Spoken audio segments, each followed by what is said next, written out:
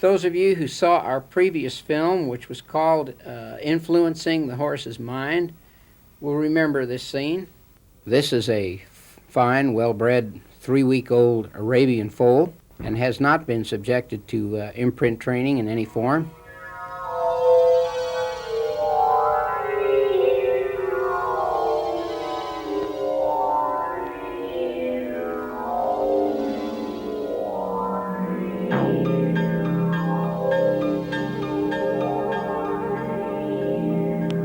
First, we have to explain what imprinting is. It's been learned that each species of animal has a period of its life when it is highly receptive to information. This is called the imprinting period. Now, it varies from species to species, and it's been worked out in a few species. The imprinting period has been worked out in the human baby, in the puppy, and some information has been gained about the horse and some other species. Now, in predatory species, that is the hunters, animals like the dog family, wolves, dogs, coyotes, and so on, or the cat family, lions, tigers, leopards, and such. In these predatory hunting species, the young are born helpless, blind. They are really not capable of learning very much. They behave by instinct, but they're not yet capable of learning. Much later, they have matured to the point where they can begin to learn. And so, for example, in the dog, the imprinting period is between the 7th and the 12th week of age. In prey species, those that are hunted by the predators, such as deer, antelope, horses, and so on, the young are precocious and have a much earlier imprinting period. Now in the horse, the imprinting period begins at birth. During the first 45 minutes after birth is the bonding period, and the foal will bond with its dam or with any person or any other animal that happens to be present and contacts it and touches it. This isn't surprising because in the wild state, a horse not only has to bond with its dam, but the foal also has to bond with other members of the herd. I believe that there are other imprinting periods that come on during the first weeks and the first days after foaling, during which other things can be learned. The point I'm making is that the newborn foal has a fully developed mind. Its senses are fully developed. And the newborn foal is not only capable of learning, but it actually can absorb more information at that age than any other time in its life. And if we don't spend some time training that newborn foal, we are wasting the most receptive period of that animal's life. Now, the way I got onto this is I've been in practice, equine practice, for 30 years. And I observed many years ago that the foals that I had to assist at birth, where there was a difficult birth, and I had to help deliver that foal and handle and manipulate that foal and rub it dry and suck mucus out of its mouth, those foals remembered me, and those foals were more gentle than the foal that was born unassisted. As behavioral scientists developed an understanding of the imprinting phenomenon, what I did was take that information and put it together with my own observation, and then I started to experiment with the training of the newborn foal. And the film that you're going to see is the result of that.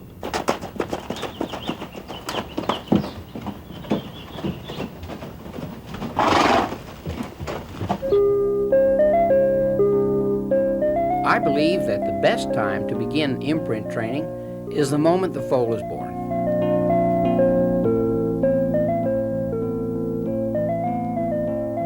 Here we are at Malibu Valley Farms, a thoroughbred farm in my practice area.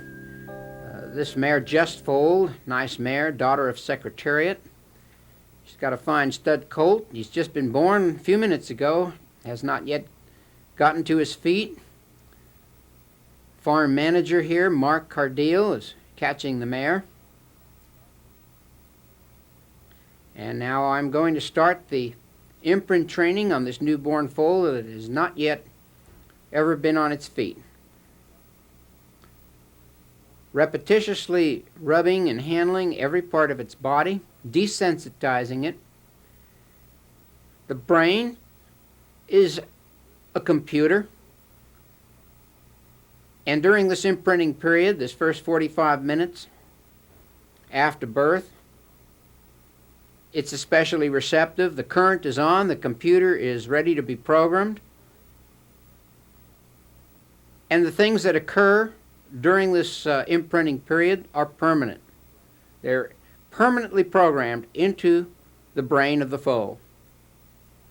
This foal will know me as an individual. I can come back in several weeks. This foal will remember me and know me, just as it knows its dam. And it is being desensitized to stimuli. Now we're doing tactile stimuli, that is the sense of feel. We're also going to do auditory stimuli, that's sound, visual stimuli, sight, and olfactory stimuli, that is the smell. And this foal, which is a wary and suspicious creature that in order to defend itself in the wild state must be able to run away from any frightening stimulus. This foal is being desensitized to these normally frightening stimuli, and it will not fear them in the future, even if they're not repeated for a long, long time. Now we're massaging the underside of the upper lip, an especially sensitive area, and one that almost has a tranquilizing effect upon the foal.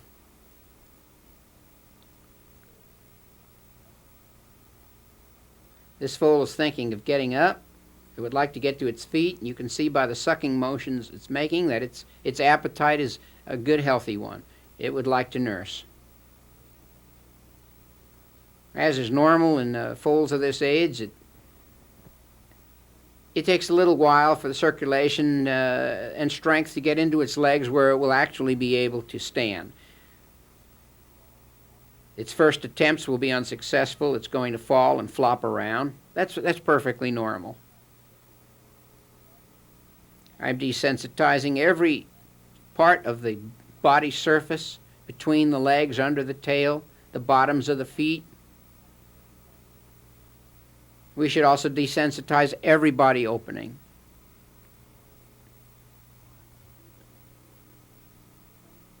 The farms that do this imprint training invariably report that these foals are much gentler to handle later on, and that when they're old enough to start riding, they're free of such problems as being cinch-bound, cold-backed, hard to bit, hard to bridle, hard to shoe, hard to trim.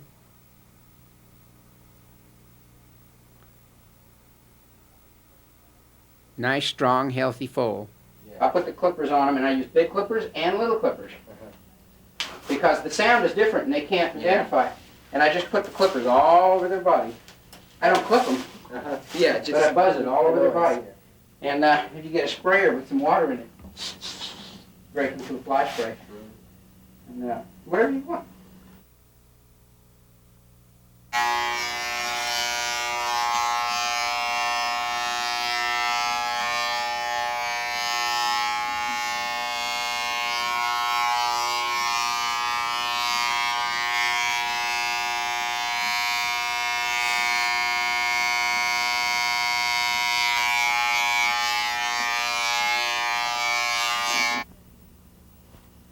Well, Mark, I know I showed this to you a year or two ago, and you've been doing it since last year. Last year was my first year.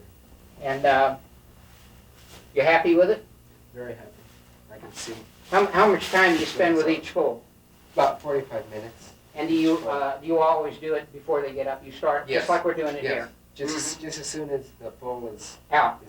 And you do this yourself? Yes. And spend 45 minutes, you handle the entire body surface, which you can do in 45 minutes. Right.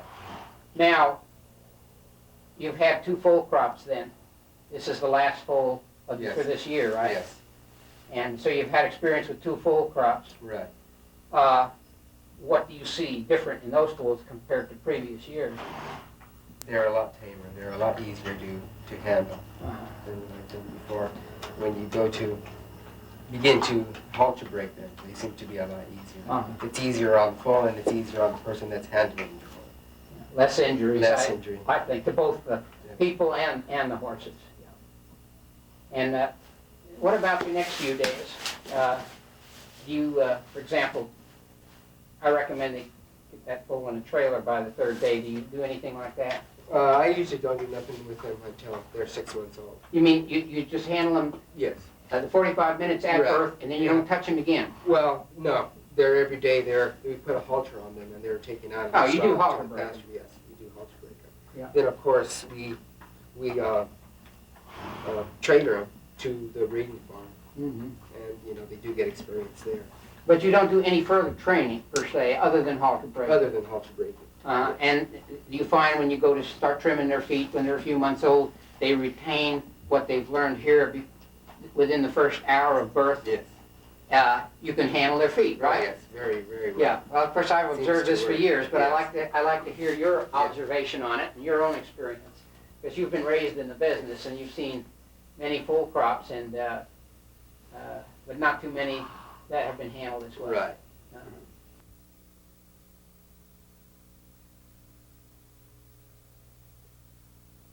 Okay.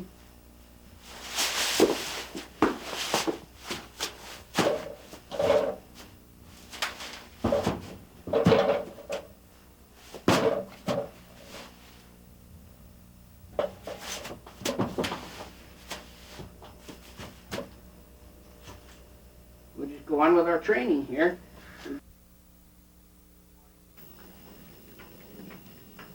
He's bonding with Mama and me at the same time. No interference, there's no problem.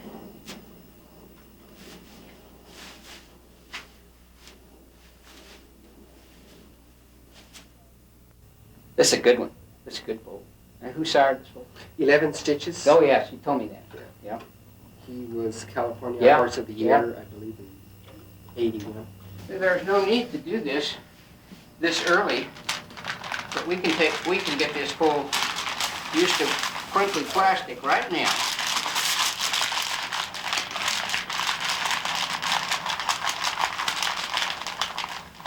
Very relaxing.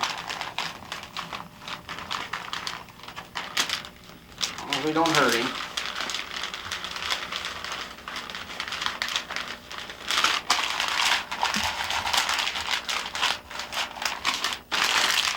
Got to do both sides of his body, though. They only do work on one side.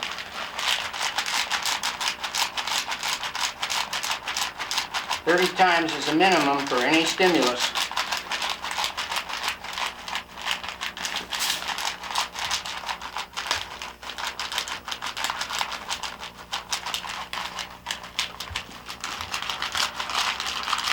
Well, this is a lot easier than sacking them out when they're 18 months of age. Sure.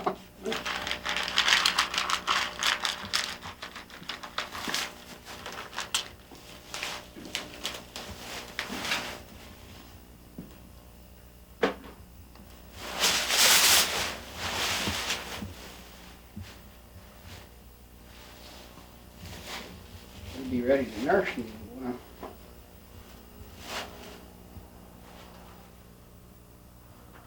Now you see we can leave him now. That's about what you do. Basically. What Yeah. I did. That little computer mind has been programmed with all these things, and you won't erase it.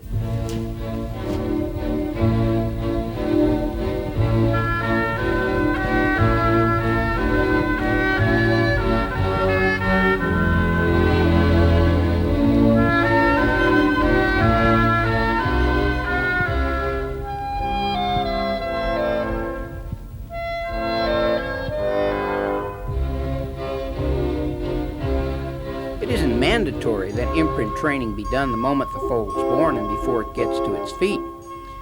There's a lot of imprint training can be done after it gets up and during the next day or two.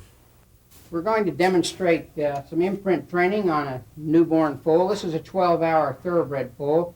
It has not been handled since its birth, except for the postpartum examination I did earlier today.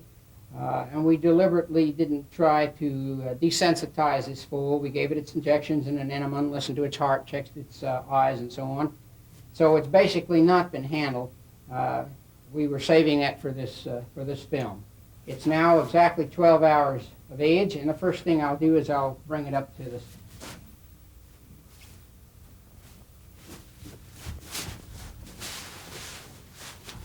this. First of all, I like to work the foal directly nose to nose with the dam. That keeps the dam from getting too anxious. It's reassuring to the foal as well. And the most common mistake people make is they'll grab the foal like this, which usually panics them. This foal did not panic, but they often will panic. Instead, if you just build a little corral, is what I call it, with your hands, so the foal can go back and forth and be caught between your arms, and they're a lot easier to handle this way. So now I'm going to turn this foal over to our groom here. You come around this side. Okay, that's good. Okay, that looks pretty good. And normally I would keep, you stand on this side, and we'll keep the head right towards the mare because they're both going to be happier that way. Okay, now we're going to start our imprint training procedure. And, well, something I want to show first. I forgot. Let me show something first. At this early stage, the elements of later training are perfectly possible to imprint upon the foal. For example, control of the hind end. I can put pressure into the flank and get this foal to move over, thusly, or put pressure on this side, teaching the foal turning on its forehand and over this way. And this response can be taught even at this young age, and the foal will retain it, and it's certainly going to make later training a lot easier. You can also teach the foal to back away from pressure. Back away from pressure. And you can teach it to come forward with pressure. Come forward with pressure, so that this will facilitate halter braking, which can actually be done in about 3 days. Okay, now I'll turn the foal over to my assistant here. And what we're going to do is desensitize this foal's entire body to tactile stimuli. That's the touch of the human hand. And each stimulus is going to be repeated somewhere between 30 and 50 times until the foal accepts it and tolerates it. And it will be permanently habituated to that particular stimulus. I'll start right at the pole. Now, see, it shows a fear reaction. So I just persist in the stimulus. 2, 3, 4, 5, 6, 7, 8, 9, 10, 1, 2, 3, 4. It's a pretty gentle foal. It relaxes immediately. And I go on beyond the point of acceptance and relaxation. See those ears drop down, the foal is relaxing. And we have a horse that for the rest of its life, unless someone does something to injure it or does something to undo this, will not be touchy about having its pole checked. We can move to the ear now. There's the normal fear reaction. And I just gently, without injuring it, repeat it. 15, 16, 17, 18, 19, 20. 7, 8, 9, 10. I figure 30 times I find is a minimum. On a real wild foal, you may have to go 50 or rarely 60 times. But sooner or later, you'll get that relaxation. I suggest this always be done with 2 people. Because if the foal escapes during this habituation procedure, it will learn that if anybody touches my ear, all I have to do is run away, and it will have learned something bad instead of something good. Now I'm going to put my finger down inside the ear canal. A little reaction there, but we just rhythmically repeat it. 1, 2, 3, 4, 5, 6, 7, 8, 9, 10. 1, 2, 3, 4, 5, 6, 7, 8, 9, 10. 1, 2, 3, 4, 5, 6, 7, 8, 9, 30. 1, 2, 3, 7, 8, 9, 40. 1, 2, 3, 4, 5, 6, 7, 8, 9, 50. There it is. It's starting to relax 50 times. Now it's just extending its head. It feels good. It likes that. Permanently trained for life. And of course we would do the same thing on the other ear. This takes, you should do this in 15-minute increments. Their attention span is short, they fatigue, they need to lie down, their legs are weak. And so I wouldn't go over 15 minutes, and then you can go back, and say you've done the head for 15 minutes, and let the full rest go back. So that during the first day you've put about a total of 1 hour in. The eyes, the nose, I think this is rather important. I put my finger in the mouth, and now I'm going to wiggle my finger about 50 times until the foal relaxes and accepts. What I try to teach a baby foal is that I can touch you anywhere on your body anytime I want, but you must never touch me. I can put my hand in your mouth, but you must never put your mouth on me. So that I would punish the foal if it came up and nuzzled me. I'd flick it with my finger. And that prevents the biting foals that are such a common problem, especially with a stud colt like this one. Now, bitting later in life is going to be greatly facilitated by what I've just done. You'll observe that I'm going to stick my fingers up the nostrils and desensitize the inside of the nostril. Usually you get quite a bit of reaction here. You can take the tail now to hold the foal. And I'm going to put my finger up the nostril, and I'm going to wiggle it until the foal relaxes. That was fast. Why am I doing this? It's going to make passing a stomach tube easier for me, for anybody, for the rest of this foal's life. It's relaxing now because they love to be stroked, and it has a mesmerizing effect on them. This foal is just going to sleep now with my finger up its nose. There will be a little problem transferring from a finger to a stomach tube. There's a different texture, but the ice is broken here. There we go. And then we do the other nostril. Same way. You see they can't apply from one side to the other because they can't reason, so it fights the other nostril. Foal can't say, felt good on the right side, it's going to feel good on the left side. So we have to break each part of the body separately. Now, normally, I'm standing here with my back to the mare. For the benefit of the camera, I normally will not do that. I'll keep the mare and foal nose to nose, and I work away from the mare. I don't turn my back to the mare for obvious reasons. An important thing is desensitization of the underside of the upper lip for a variety of reasons. First of all, if it's ever necessary to put a twitch on this horse, this will facilitate it. This foal will be used to having its lip handled. Now realize that every body opening and every square inch of body surface should be desensitized with this procedure. I'm not going to take the time to show every square inch of the body. I'm just going to show some of the key areas. For example, the girth area, very important.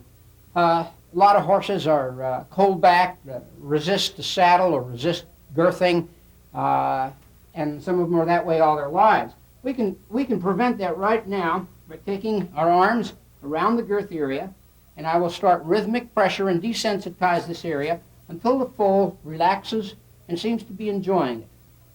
Right now it's a little frightened. I can feel the pulse, the heartbeat, because it feels caught and it feels claustrophobic. So I start rhythmic pressure now.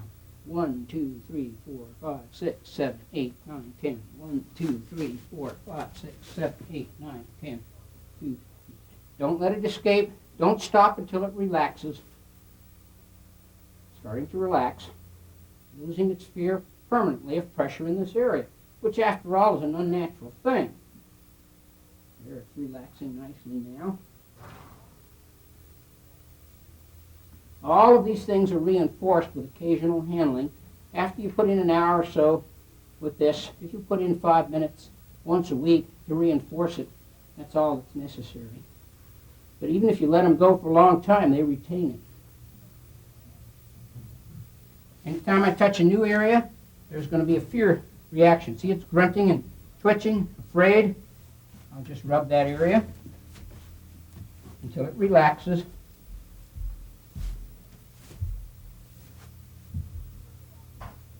7, 8, 9, 10 there. It's relaxing. This is a pretty gentle foal. In most areas, it will relax after about 20 stimuli, so I'll give it about 20 more. Like that.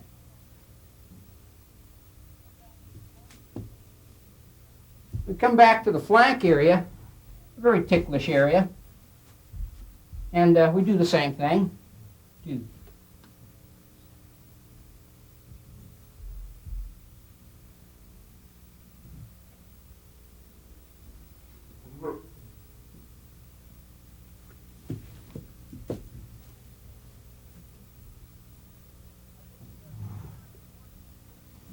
I think it's very important to desensitize the perineal area under the tail. It's amazing to me how many horses, 10 and even 20 years of age, you can't take their temperature because the horse has never been desensitized under the tail. Can't do a rectal palpation on them, or if a rope gets under the tail, they have a fit. So we can break them at any age, but now's the easiest time. So I take a glove and a little lubricant. I'll take the hind end now. And we'll just move this hind end over to camera. And I just start to touch under the tail. 6, 7, 8, 9, 10. 1, 2, 3, 4, 5, 6, 7, 8. There goes the tail down. It's relaxing. And then I will actually insert the finger into the anus, because that's what you do when you take a temperature. And naturally, it resents that. And so, again, 30 stimuli. 1, 2, 3, 4, 5, 6, 7, 8, 9, 10. 9, 10, 1, 2, 3, 4, 5, 6, 7. Or as many as it takes until the foal stops struggling and that area is desensitized to human touch. You'll be able to take this foal's temperature throughout its life, do a rectal palpation without a big battle, much less likely to have a fit if it gets something under the tail. The legs are obviously a very important part to desensitize. And you see how this foal is resenting it. Its legs have never been touched. It tries to pull its leg away. So we're going to desensitize the leg by repetitious stroking.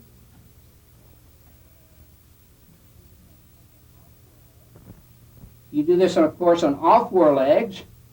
The horse sure will love you for it.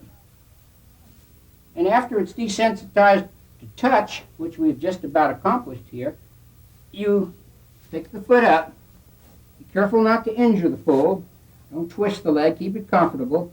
And then I tap the bottom of each foot about 50 times.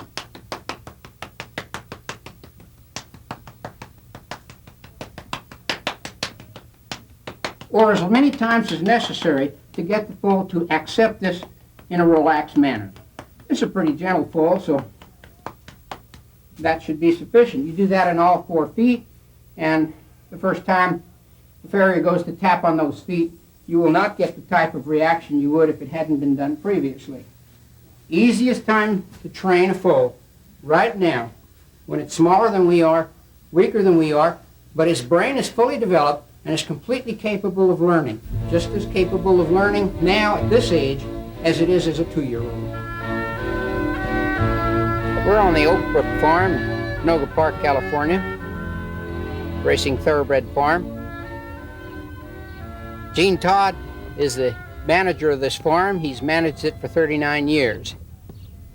Gene, you've been using my imprint training technique on these newborn foals for what, 4 or 5 years now? That's right. It's been about 4 or 5 years, I think. About 4 foal crops? Yeah. And basically you're working with these foals when they're first born at the time of birth. How much time do you spend with a newborn foal? Well, when they're first born, I guess we spend about probably an hour or so. An hour? That's right. And how soon after the actual delivery do you start the procedure? Well, usually after we get the foal out and The cord's broken. Cord's all been taken care of, and then we go through wiping him down. You start off by wiping him down and Right. clearing his mouth and Right. so on. That's how I got onto this, Right. you know. Yeah, I we get found it that those foals had a different behavior. Right. And then you do the feet and the ears and The ears, the whole, feet, everything. Right.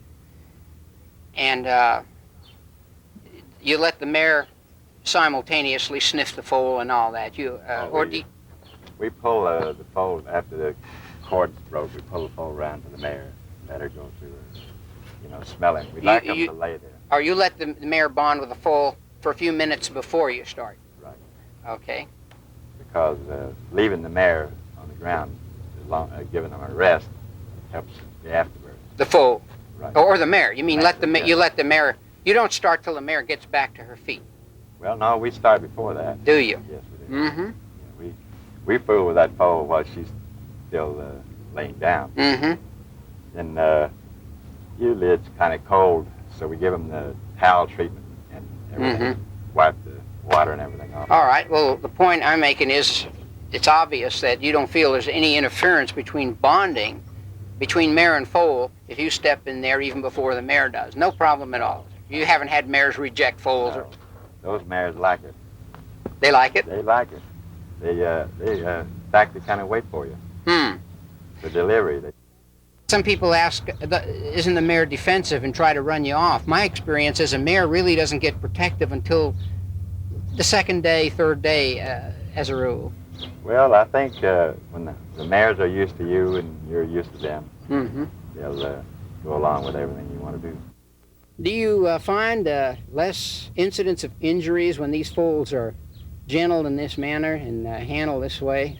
Well, I sure do, because it helps, the foals from getting hurt. They'll jump around, and it's really helpful.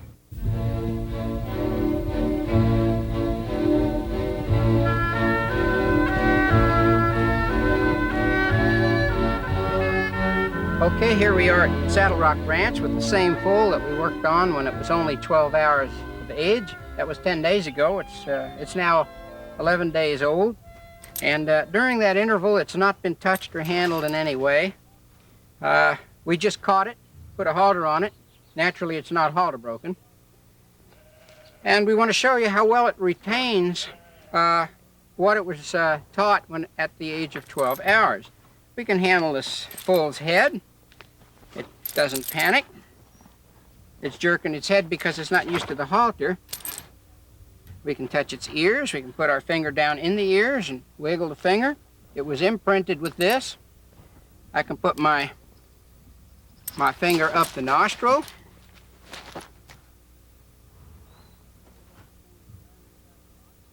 And wiggle my finger around inside the nostril. And it becomes placid when I do that because it's habituated to that particular stimulus. Put my finger in the mouth. Wiggle my finger around, no panic. It almost seems to reassure the foal when I do these familiar things. We can handle it all over its body. And you'll remember we handled its feet and we hammered on its feet. It remembers this. Now it would remember this if we, instead of 10 days, if we allowed many weeks or even months to go by. But it's a good idea to reinforce. It doesn't take but a few minutes to catch them up once in a while and work with them. In the stall, I put pressure in the saddle area. Now look, this foal not only tolerates that pressure, it actually likes it. Now when you do this to a foal it's never been done to, they will invariably buck when pressure is put in over the loin, and yet this foal is already broke to this. Now remember the girth. We can squeeze this foal here. And look, the moment I start to do these things, it relaxes. The only thing it's fighting is the halter. It's not had a halter on before, and the flopping halter worries the foal. But I can touch it. I can touch it anywhere that I touched it that first day.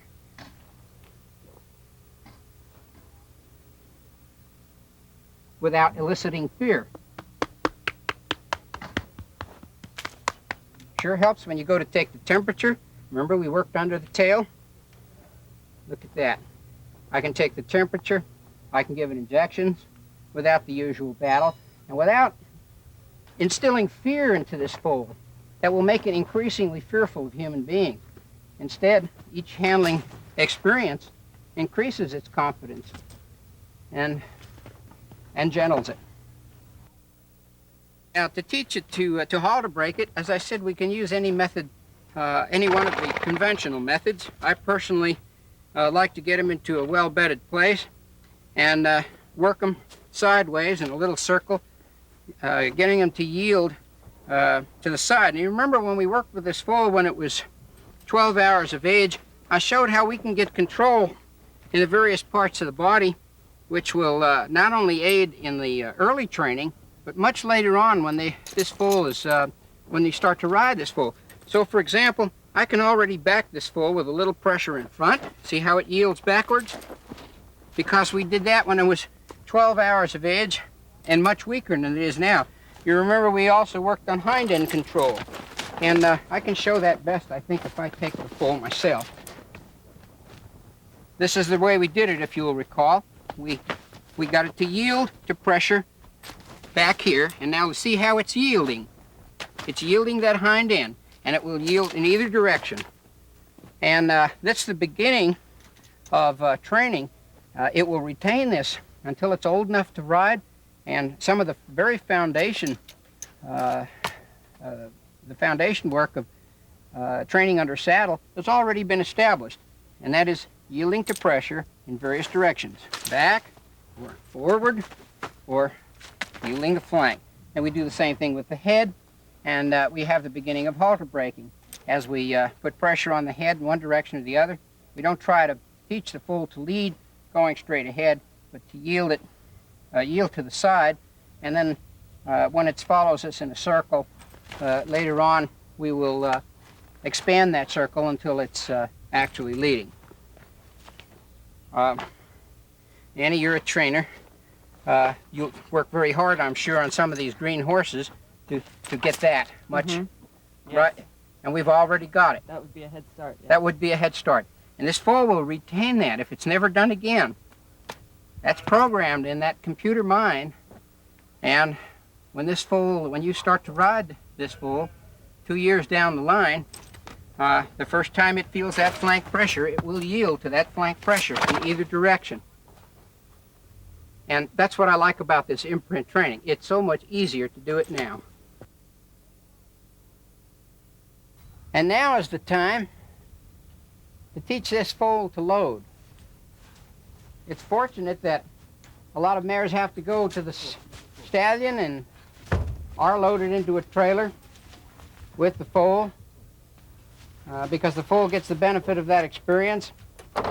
But so many times loading is delayed until the foal is many months of age, or even sometimes several years of age. Naturally, they can be taught to load at any age. This is the age to do it with the least trauma and to get the foal to like the trailer. It's so easy to do at this age. Just put the foal in with the mare, take him for a little ride, pet the foal, reassure it. And another very important part of the foal schooling is finished here before it's 2 weeks of age.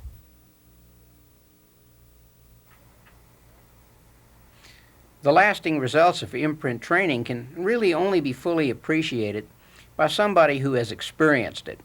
Now, I raise mules, and mules are extremely intelligent and notoriously difficult subjects for training. Mules aren't handled properly. They can be extremely difficult. They're definitely more challenging than horses. They catch on much faster than a horse. Probably their learning capacity is about 3 times as fast. But they also have a mind of their own, and I will certainly admit that they can be difficult.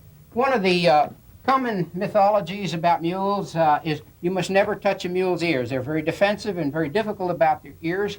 Well, that's true of most mules, but my mules have been imprint trained. I can do anything I want with their ears.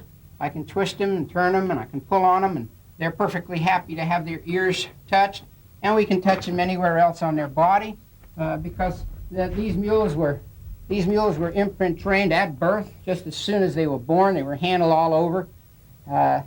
It hasn't slowed down their performance. This guy can run like a deer, but I trust them completely. They trust me, and I think they're an excellent example of what can be done with imprint training. You heard about how difficult mules are to work on their feet, and difficult to trim and so on. My mules are easy to tube worm. I can stick things up their nose because this was done before he was 1 hour of age. We can put our hands in his mouth. We can examine his teeth, put our hands clear to the back of his throat.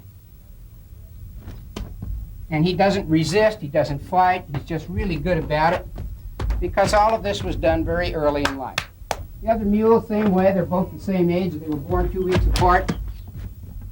You can do what you want with your ears, put your fingers down in the ears, handle them anywhere on their body, stick tubes up their nose,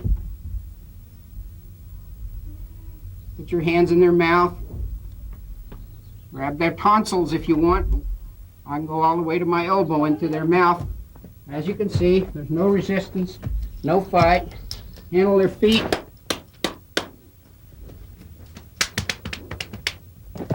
They're gentle, and yet they perform very well. They're athletes. This is a result of imprint training.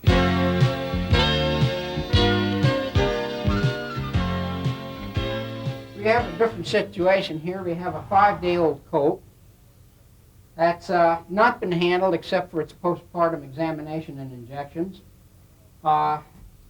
This is a tough little colt. He's wild and obstinate. We put a halter on him, had to fight him to do that. We have a dominant personality here. Now what happens in a wild state or in a pasture situation is a colt like this, as he explores his environment and has contact with other mares, other foals, and perhaps a herd stallion, he quickly learns he's not as big as he thinks he is. A pecking order is established. He is threatened and dominated and sometimes actually punished or injured, certainly at least intimidated by other horses in the herd. And he learns his place. So with this, unlike the previous foal, which was a fairly submissive and gentle individual, this foal is not submissive. He's tough, and right now is a very good time to put him in his place, or he'll be tough all his life. This foal, we anticipate, will race as a stallion, and he'll get to be one of those tough, nasty, hard-to-handle stallions that nobody likes to work around. And we can do a lot to put this foal in his place right now and make him submissive to human beings. Now, I want to explain what I'm going to do, and because I don't want this misunderstood. I'm going to threaten and intimidate this foal. I'm going to kick him. I'm not going to injure him because I'm going to use the side of my foot. I'm going to squeal like a stallion. I'm going to frighten him. And there will be a permanent personality change towards me in particular, but towards humans in general as a result of this. It usually takes 3 intimidations I have found from experience to make this personality change. I would caution anybody to understand what we're doing here. We're doing a psychological thing. We're talking in horse language because this young animal has not yet learned human language. An older horse learns to respond to human signals. They learn to respond to our voice. They learn what a friendly voice is, what a threatening voice is, what a soothing voice is. They learn to respond to hand signals and our body posture. This youngster hasn't learned those things yet because it isn't old enough and hasn't had long enough exposure to the human. But it will instinctively understand horse language because that's genetically programmed into it. So I'm going to play the role now of a nasty herd stallion and put this kind of tough little guy in his place.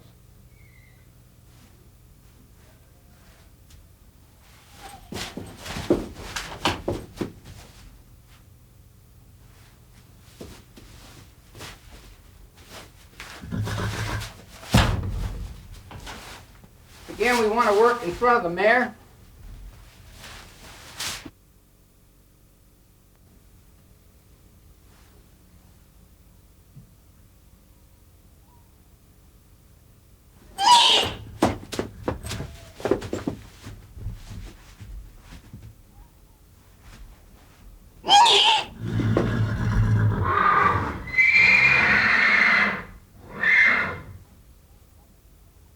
I must be saying it right because the other horses are answering.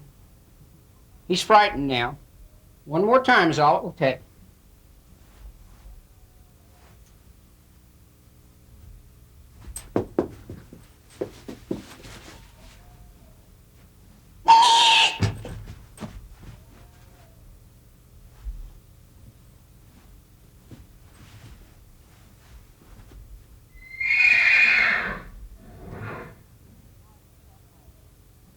Now I can start my imprinting program and go to work with him just like we did on the others. The fight is taken out of him. He's afraid. A lot of these foals will start to pop their lips when you do this, which is a sign of submission. And when a young foal in a pasture situation is threatened by older horses, they will do this, and this is a submissive act. He's shaking like a leaf. Look at him shake. Now that I have dominated him and taught him to be submissive, now I can desensitize his entire body, and he'll stand quietly for this, and it will facilitate the rest of the thing. I almost hesitate to show this technique because I fear that some people will either misunderstand it or will kick this foal in anger. There's no anger involved. We're doing something that's very methodical, and I don't think everybody can do this sort of thing. I think you have to be able to imitate the sound, and you have to be able to evaluate your response.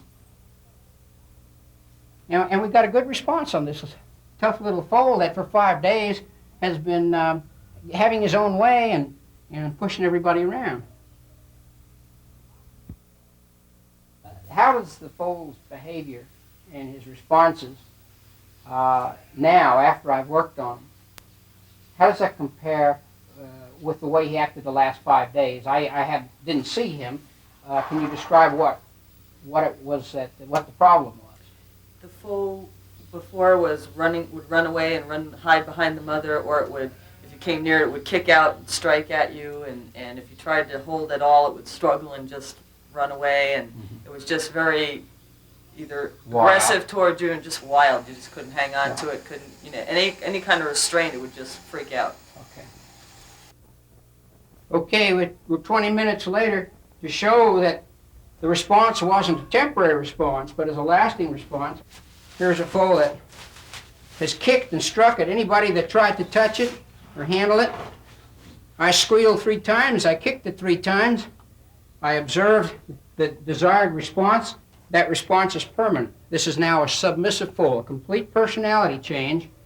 And now we're ready to start our desensitization, which hasn't been done yet with this foal.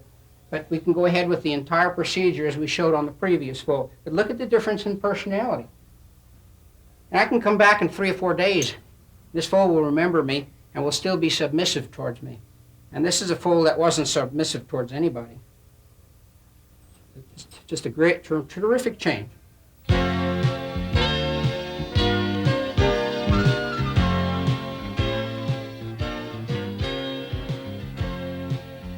We're on the Flying Bee Quarter Horse Ranch in Hidden Valley near Thousand Oaks, California. This is a racing quarter horse ranch, but they also train hunters and jumpers. George Ludwig is the trainer for the Flying Bee.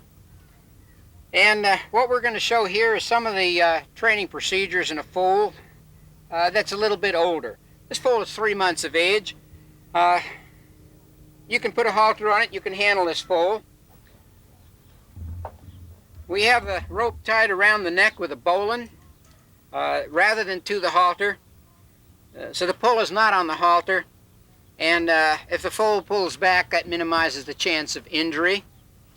We have the whole thing padded with a towel. And it runs up to this rubber inner tube, so there's a little stretch there.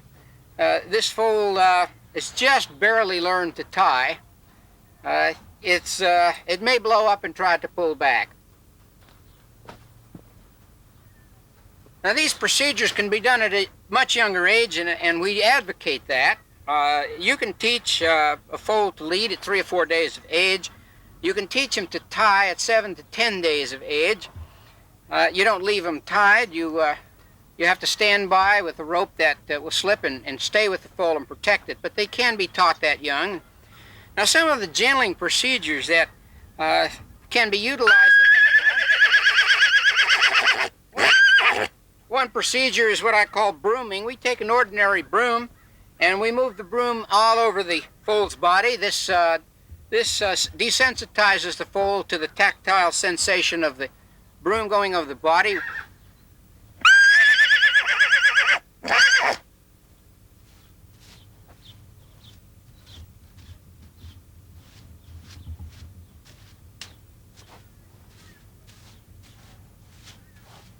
They generally like this. They learn it's not going to hurt them.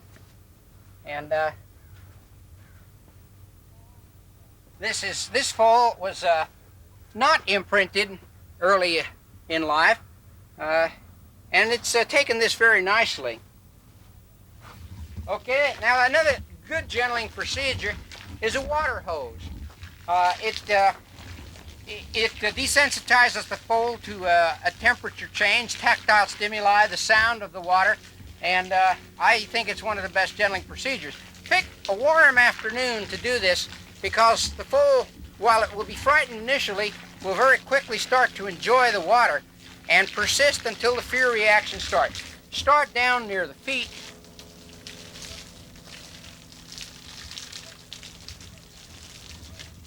And if the foal tolerates it, you can gradually, slowly, don't use a lot of pressure, you can slowly move up the body. And if the day is warm enough, you will see a visible sign of relaxation and enjoyment on the part of the foal. You habituate the foal to a stream of water, that lesson's going to learn for life. That foal will not be afraid of a water hose. And aside from actually training it to the hose, it has the general braking quality of just desensitizing the foal to a variety of different stimuli that we're giving it here.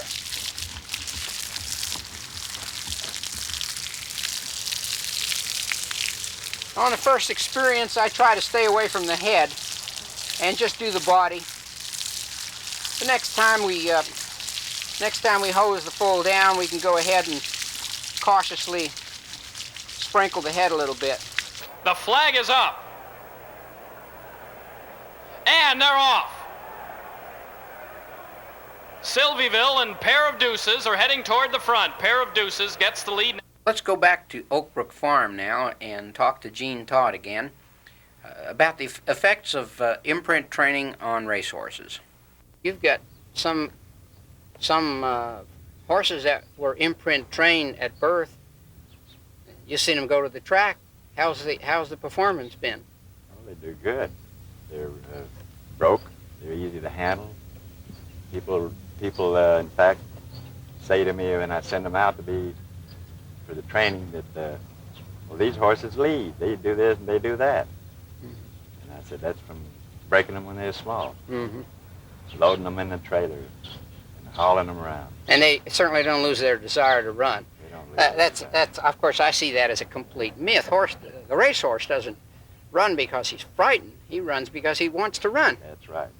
And if he doesn't want to run, he'll never make a racehorse. Never. And that brings up the starting gate. A lot of people feel if they're not goosey and they're not flighty, that they won't come out of the gate right. And I worked in the starting gate when I was a kid.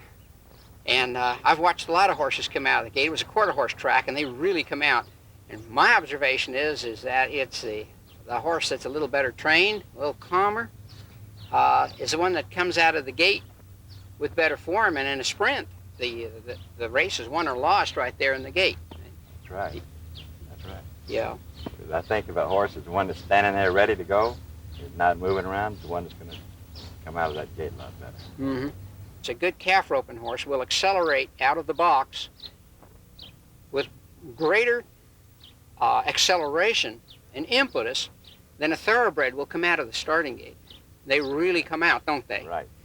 And which is the horse that comes out best? The horse that's calm and well-mannered and well-trained and stands in that box like a coiled spring without a bunch of silliness, and the horse that's acting up and on his hind legs. Flag is up. And there they go. Go West young man is going to the... Gene, I really believe in this imprint training, and you know that I do, and I know that you do too now that you've tried it. and I've tried to educate my clients towards this method of training, I have found that the show horse people in general are very receptive to this. One of the often expressed things to me has been, we don't have time to do that. You have time to do it, and I'd like you to comment, if you will, upon the time factor. Well, since you told me about this thing a few years back, it saved me a lot of time. Saved your time. That's right. Because when you break them when they're young, and they're handled, and everything's a lot easier. When you go out to the doctor one, you don't have to run him down the road or rope him or hem him up in a pen. And over the long thing, it's a time consuming. You've actually saved more time than it costs. And I'd certainly, speaking as a veterinarian, I know it saves a lot of time. The young horses actually seem to enjoy being handled and being tube-wormed or whatever it is we have to do, because we've never hurt them.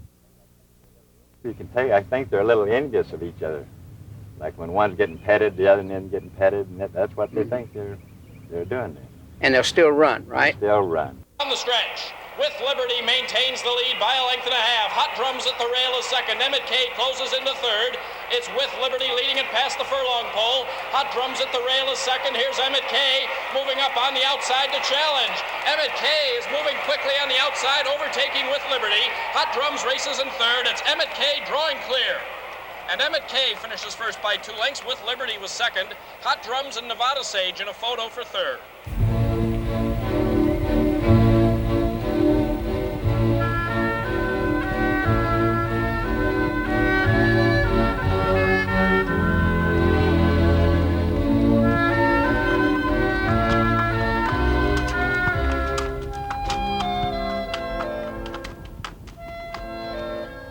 Imprint training differs from conventional methods of horse breaking in that it is started as soon after birth as possible in order to take advantage of the imprinting period. That's the period of development in the foal when it is most highly receptive to learning, more receptive than any other time in its entire life. The young foal ideally should be exposed to every possible situation it will encounter later in life. This, as we have seen, includes electric clippers, loading a trailer, being sprayed with water, experiencing other species of animals such as dogs and cattle and pigs and what have you, having its feet and other parts of its body handled. If possible, the young foal should be led from its dam in varied surroundings, experiencing highway traffic, the sound of tractors. It should cross streams, learn not to fear water, and see and hear as much as possible. The presence of a calm dam will reassure the foal. The end result will be what all horsemen desire, a well-mannered and well-broke horse.